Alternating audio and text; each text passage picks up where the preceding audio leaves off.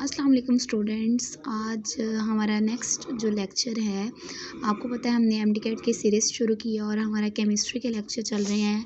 ये हमारा lecture number 2 है जिसमें हम पढ़ रहे हैं हमारा जो एमडीकैट का फर्स्ट जो चैप्टर है फंडामेंटल कॉन्सेप्ट्स ऑफ केमिस्ट्री।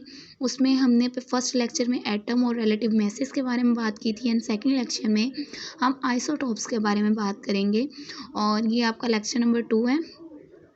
इसके साथ साथ आपको मैंने पहले भी बताया और आपको दोबारा बता रही हूँ कि आपको इस चैनल पे एमडीकैट के सिलेबस के मुताबिक सारे लेक्चर्स आपको अपलोड किए जाएंगे और आपको इससे एमडीकैट की बहुत अच्छी इंशाल्लाह तैयारी होगी।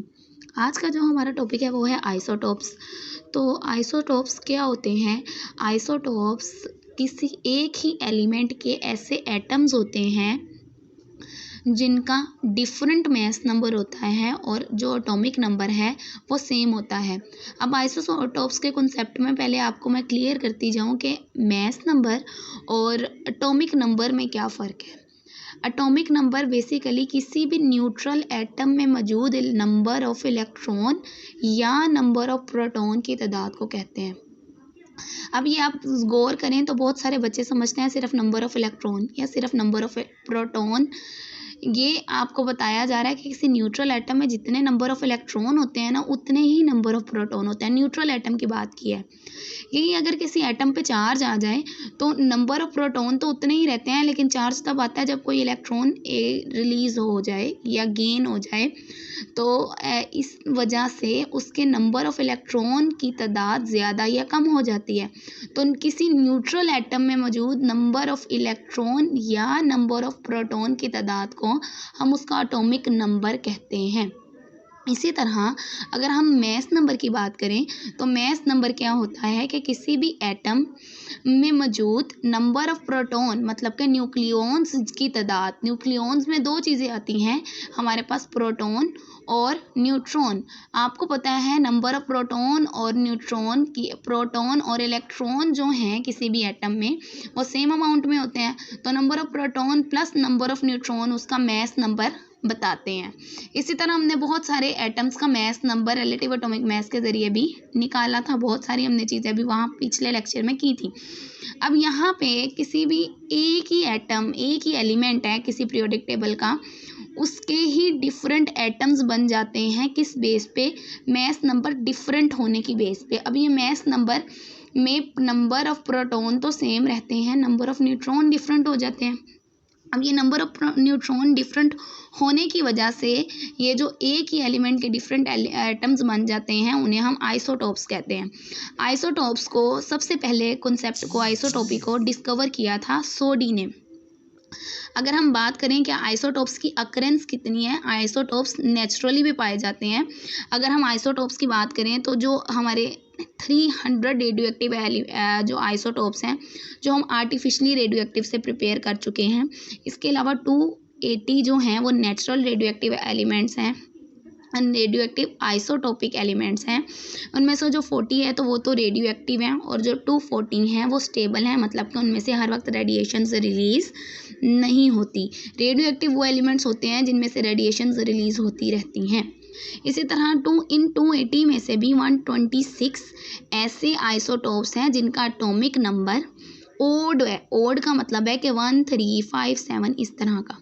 इसी तरह 154 आइसोटोप्स ऐसे हैं जिनका atomic number even atomic number और इवन एटॉमिक मैस है।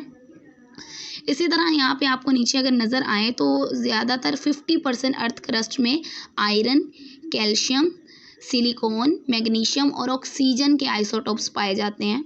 ये आपको एमसीक्यूज़ में भी आ सकता है।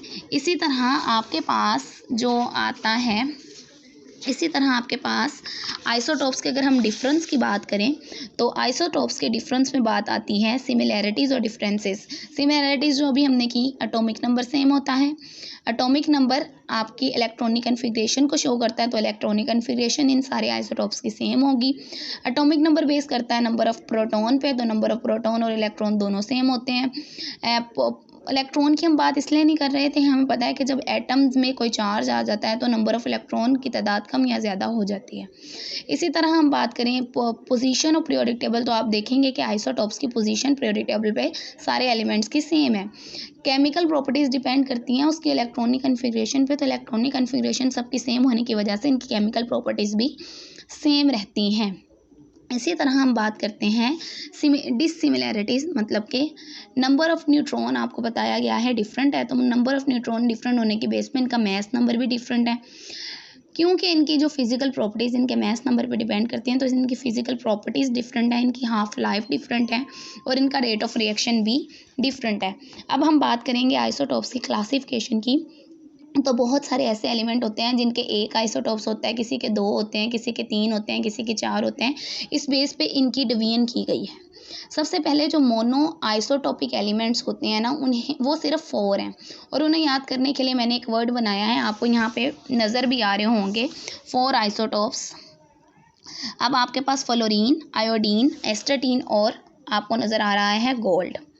अब इन्हें मैंने इस तरतीब से लिखा, AS एस्टाटीन, I आयोडीन और F फ्लोरीन। तो ये जो वर्ड मिलाएंगे तो आसिफ बनता है और AU बेसिकली गोल्ड। तो आसिफ गोल्ड से आपको मोनो आइसोटॉपिक एलिमेंट्स के नाम याद हो सकते हैं। ये आपकी ट्रिक है कि आप आसिफ गोल्ड याद रखें, आपको मोनो आइसोटॉपिक एलिमेंट याद रहेंगे। इसी तरह डाई आइसोटॉपिक एलिमेंट में हमारे पास बोरोन, क्लोरीन और ब्रोमीन आता है। इसी तरह ट्राई आइसोटॉपिक का मतलब है कि नियोन, कार्बन, हाइड्रोजन, ऑक्सीजन और नाइट्रोजन के 3 आइसोटॉप्स हैं।